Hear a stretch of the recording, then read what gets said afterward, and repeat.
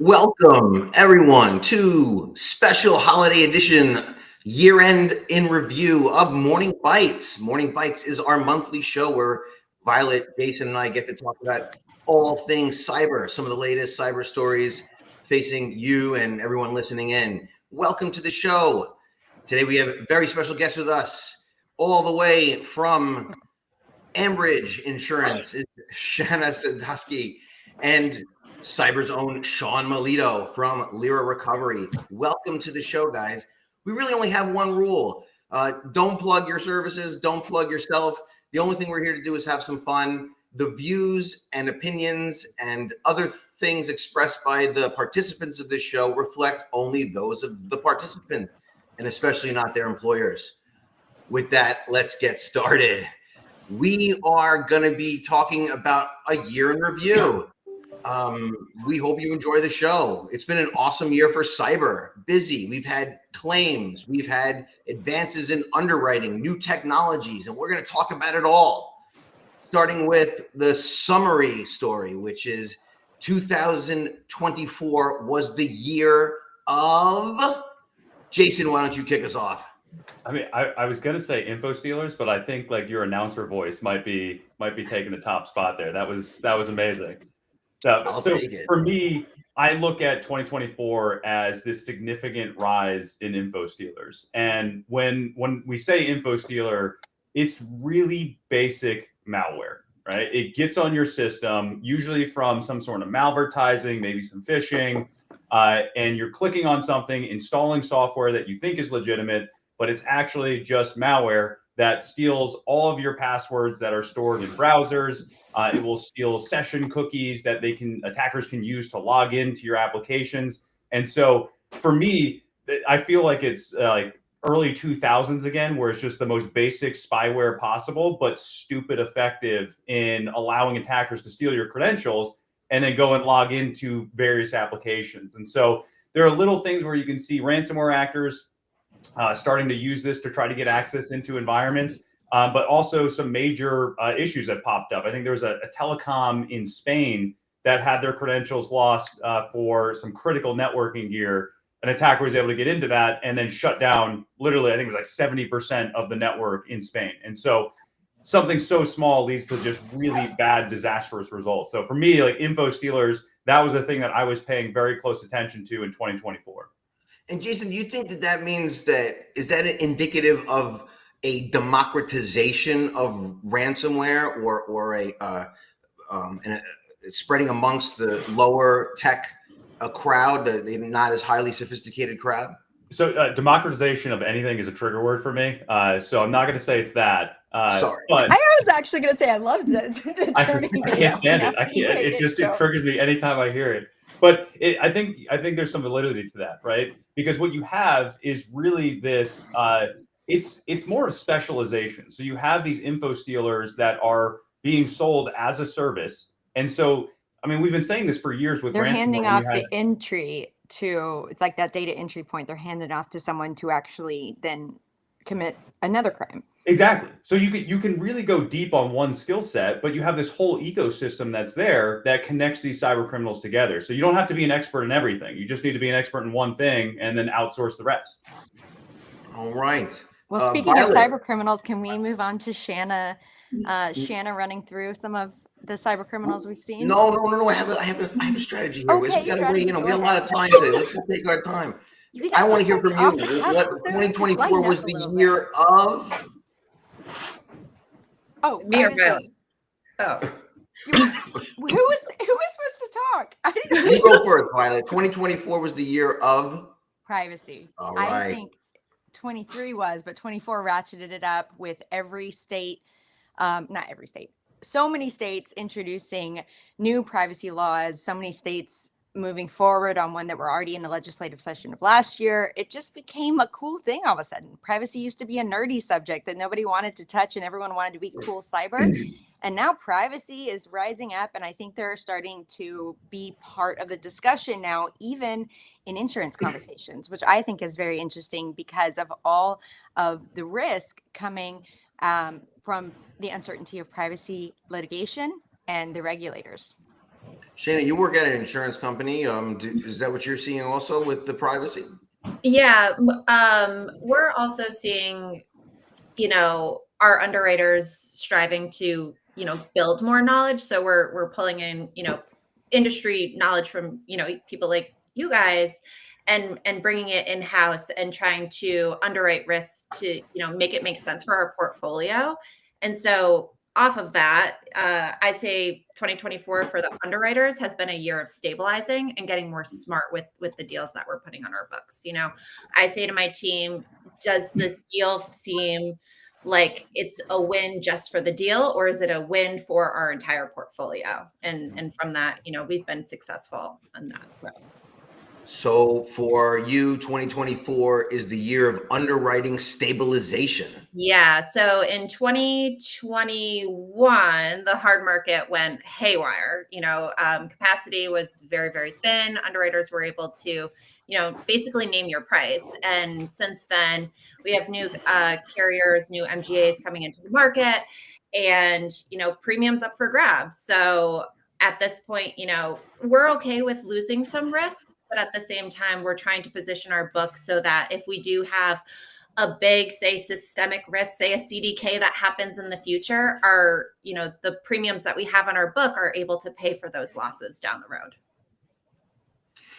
Nothing fills me with holiday cheer more than underwriting stabilization, I must say. That's actually the sexiest one, not privacy and Yeah. It's underwriting stabilization. Sean, I don't think you're going to be able to compete with that. 2024 was the year of John Melito stabilization. Yes. I'm joking. Yeah. Well done. Who knew I could be at a place for more than a year? Actually, that touches on it. Let's be honest. Nobody on this podcast is interested at all in my take on insurance or privacy legislation. So I'm going to look internally within the industry. Every year has always been a year of a lot of movement within the industry. Even some, really weird stuff like, breach coaches going into insurance and the other way around. But just, the amount of movement within the industry and new roles and exciting, exciting announcements. I of course, will name no names, but I think it really highlights, this year, how important it is to listen to your employees, trust them in their knowledge of the market. And if you don't, they may just get up and go somewhere else. 2024 was the year of movement. That is for sure. All right, let's move on. Val, can you share the thing back on the screen for the next one? Oh, now you want me. Stu has upped the production value of this. Yeah. Yeah, and I'll add in, I see some comments on the side, Leo. I think privacy was always cool as well. I don't know why. I really want to argue this. I want to argue this too. I'm on Team Cyber here. Oh, well, I'm objective. puppies and kittens are both adorable. All right. Sean, let's stay with you. Cyber story of the year, 2024. So this is kind of a whole, it's a bundle together for me. It's a number of stories tied together, but there's the same sort of overarching theme to it. The example I'm going to use is the Francis Scott Key Bridge and how, that massive container ship, ran into the side of it. People unfortunately passed away and the bridge now has to be rebuilt and all of that. For me, it was just the constant need for, and I get it. It's we all work in a very cool industry. It's up and coming, really, really interesting stories, but just the warning that not everything is about us. There are certain stories and trying to jump on a story as, oh, that ship was definitely the victim of a cyber attack. And I know because of X, Y, and Z, even though, shipping experts are saying, no, that does happen occasionally. It just happened at a very bad time. That, not everything is about cyber. And this second half of that is, not every time is a good time to sell your services. if a really bad thing happens, the next day sending out an email about services that you have that, potentially, fight against, sometimes you may want to wait and not sell immediately the day after, or jump on the train of solves everything. So. Well, I remember seeing that quite a bit when I was doing IR, where you go in and once that thing goes public, you just have all these sales emails coming in, and it's like, hey, first of all, it's like, hey, we can help you in whatever it is. And then two, it's, hey, if you had our technology, you wouldn't be in this position in the first place, which that never goes over well. It happens all over the place, which is it's a shame, really. Yeah, and it kind of sullies the reputation of the industry as well too. So just a fair warning to those on the call and those within our reach that may want to hold off a little bit. So Sean Melitos and all of our messages, if you're doing that, knock it off. All right. Jason, you spoke up. What's your cyber story of the year, 2024? So I think this is actually going to go into some of the underwriter stabilization. It's the fact that we had so many of these systemic events this year, and the industry is still standing, which is crazy, right? You got the large healthcare facility. You've got the CrowdStrike incident, which I think Microsoft is now just calling the July incident, and then CDK. And that to me is like, this is probably one of the hardest challenges that you can really try to address of like, how do you identify these types of systemic risks? And then, from the insurance perspective, how do you actually protect your business from that? And I think it's a question that a lot of companies are still struggling with, but the fact that, we were able to withstand it and, obviously still going through some of that, that to me is like, this was the year of really just dealing with the systemic events one after the other. It's like everything we always hoped we never had to deal with. And then we got three of them in a single year. So I'm lumping all three of those stories into one. And each one of those that you mentioned and others are also, I think, reflected how connected the digital supply chain really is. Mm-hmm. And Shane, I'll flip it back to you. But as underwriters, what the trick is not only to understand the risks relating to the person on the application, but also to the folks that they do business with upstream and downstreams. And that is a lesson we got hit over the head with again and again in 2024. But Shane, what's your story of the year? Cyber story of the year? I didn't prepare one. Why didn't you chat one up? All right, we can skip you, Violet. I'm going to echo. I'm with Shanna. I didn't come in here with a story this time because we have other stuff to go on year in review. But Jason mentioning, and I want to call it the July incident now too, because I feel like I know, July 19th and 2:30 in the morning of July 19th. Like I know that is something that I will remember always, just like a lot of other big infamous dates in our heads. I think that was my story of the year too, because that specifically made cybersecurity and words that we know a household name or something that people talked about and wondered about. I happened to be at the airport that morning. I luckily got out of the airport, but it cracked me up standing in the TSA line and hearing everybody started to read these articles, and they were reading aloud, like to each other, like trying to interpret the cybersecurity words. And they were like, oh yeah, it's endpoints. And then they were having to like look up what endpoints were. It just cracked me up that everyone wanted to learn more about. I don't know if they wanted to learn more, but they didn't have a choice. They sounded like they were trying to be an expert. And it to me, that really to me validated, again, to your point, the need for cyber insurance, this industry, because of how well I think it was responded to. And not, big picture, there were losses, of course, but kind of in hindsight, we can look back at that and be like, wow, that could have been so much worse. And that wasn't even a cyber incident. It was a systems incident. It was something. So, Violet, I don't know if you intended to do that, but you very neatly circled us back to Sean Melito's earlier point, which is it's not all about us, right? I mean, everyone kept calling that a cyber situation, but it not really, right? It really had nothing to do with an attack or any sort of the thing that we're really doing business for. Yeah, in fact, it's like the not cyber story of the year. All right. Well, no, no. You teased it earlier. This we thought would be a fun segment to do, which I will turn over to Shayna, who was prepared more than us. But Violet, do you want to throw up the title card so the audience is prepared? Yes. We got to find a better way to like manage the back office here. Oh, you Morning mean Bites. communicate? Yes. We'll work on that one. We call this is the hot or not segment, and we thought it'd be a lot of fun to just go talk about some of the groups that we have the situational circumstances to do business with on a day-to-day basis in our industry sector, and decide.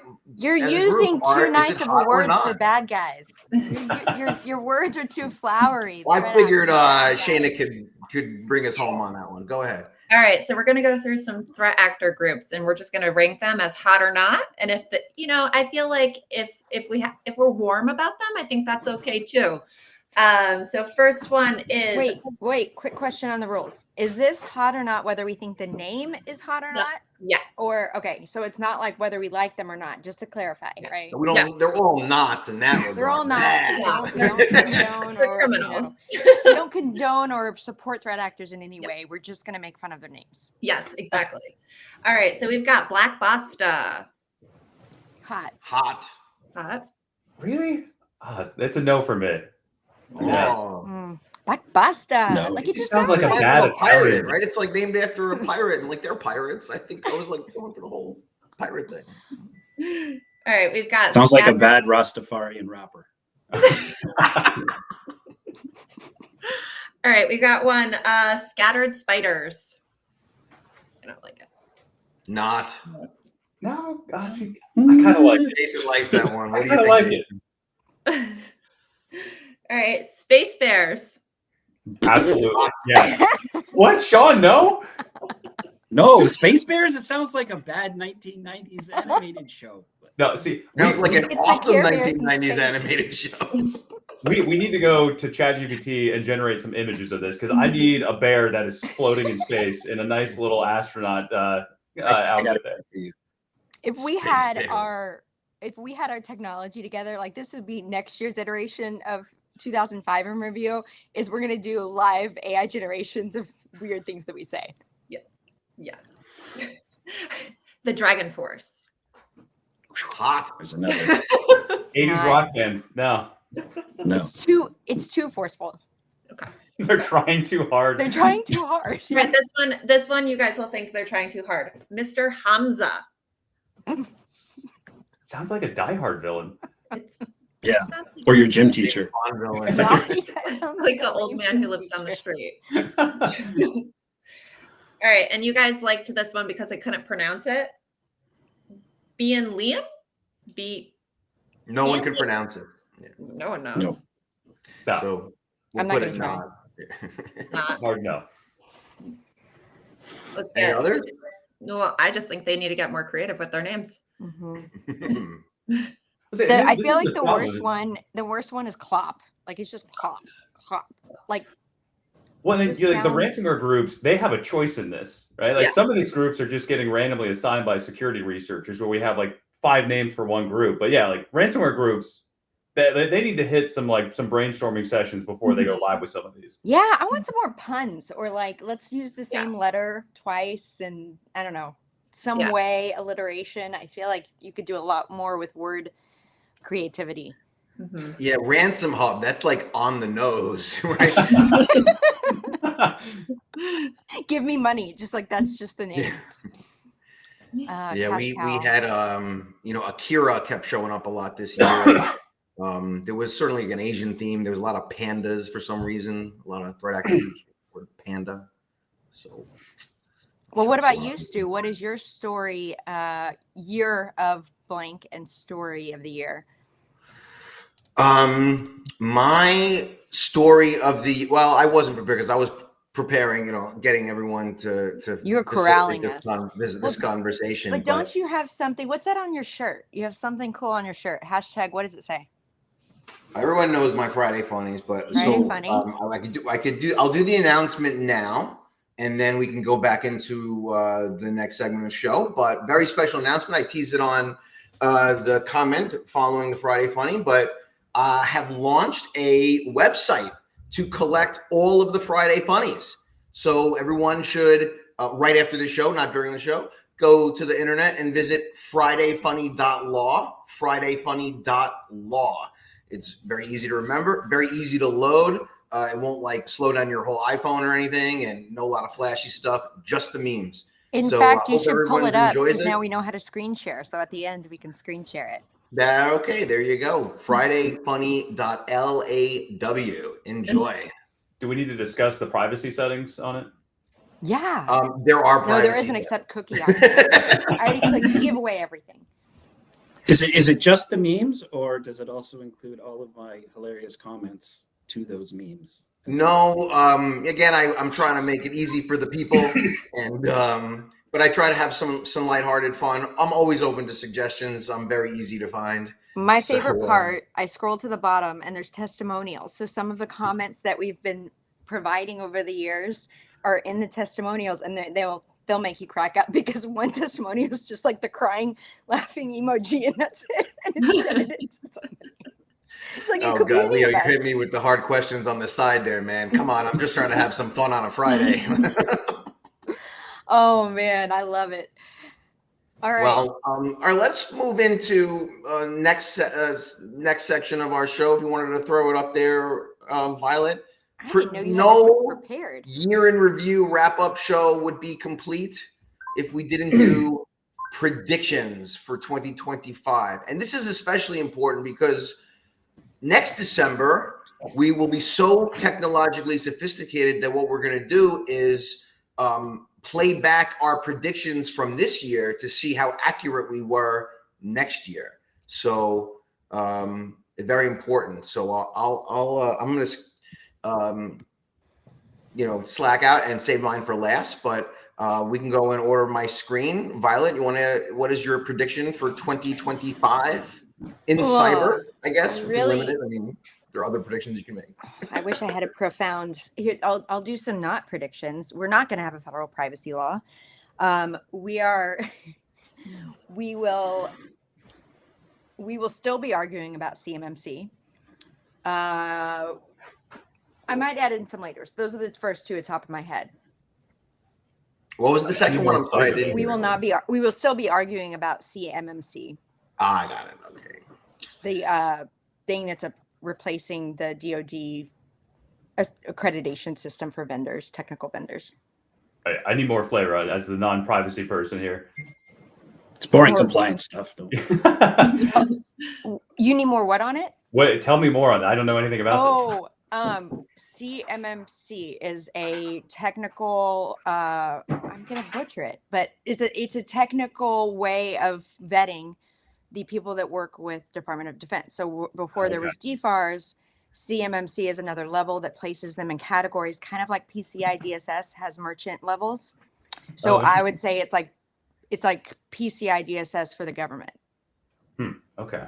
And people, they're on LinkedIn, at least, it always cracks me up. I don't know the whole history of CMMC, this whole thing, but I do know, I first saw it, Marsh has a product around it that is cool that they pull that together, but also that there's this history where you'll see these people on LinkedIn that have followed it for so long and must be on that defense contractor side, because they'll be like, we've been arguing this for like 10 years ongoing. When is it going to come out? What's it going to happen? It's supposed to be in effect this month, but I still feel like we're not hearing the conclusion of like, it's in the Federal Register, which means like it's going to happen, but who's going to enforce it, and how long is it going to take people to actually know what that acronym is? Kind of like GDPR. Remember, everyone was just kind of like talking about it for a while. Like, is it real? Are we going to have to really do it? And the privacy people were like, yes, because May blank of 2018. And they had that date seared in their head. But the rest of us operationally didn't click that same second that it went into effect, GDPR. We just got a lot of new emails saying that we've updated the privacy policy. So it's not privacy related. It's technical. Okay. I just learned a lot. Thank you. That was quite the specific prediction, Violet. So we're definitely going to play that back next year. I love it. Let's move on. Sean Melito, you're filled with predictions. So let me hear a few of them for 2025. I predict a massive increase in the amount of ransomware attacks, and across the board, all groups. I think that the lull that we saw a few years ago, I think that's well and over, and they need to refill their coffers. And I'm not just saying this because this is what puts food on my table. So, Do you have? Oh, yes, thank you. I'm sorry, I'm just interrupting, and you're being all nice and polite to me, like the Canadian you are. The question I have is like, what has you predicting that? What do you think is like? Is it a gut feeling? Is it what we've seen the ramp up? Like you've seen kind of like the increases? Yeah, no, all of those things. But yeah, mostly because it's. I think there's so many more mouths to feed in the ecosystem as well. I think back to my time when I worked at a ransom payor, and we would get the chain analysis reports, and you would see the Bitcoin peeling off and a little bit going here and a little bit going here, and I've been told by inside sources that has continued, and I just think there's as ransomware becomes more known in the space, and more people want their share of the pie. Not only are the number of attacks, but the severity as well too. I mean, that aligns too with the World Economic Forum saying about cybercrime, right? Like if there is a crime that can be perpetrated more anonymously and more effectively, then people are going to migrate there rather than traditional crime. Unless, of course, you live in the United States or Canada or somewhere with extradition. I don't know. I mean, the story yesterday or the day before of the scattered spider attacker being arrested in the U.S. I can't get my head around it. If you live in a country like the U.S. or Canada, or why you would be actively hacking, because you're eventually going to get caught. Mm-hmm. So. Anyway. True words. Shana, how about you? What was your predictions for 2025? I think on the underwriting side, we're gonna start really looking into systemic risk and how to underwrite around it. I think that right now underwriters have data available to them, looking at who insureds are using as their vendors, but really drilling down, what portion of our books are really reliant on, this is a terrible example, but say QuickBooks, for example, what portion of our book is reliant on a specific software? Can we see some sort of trends and just, make our portfolio stronger in the end? Unfortunately, AI is a thing.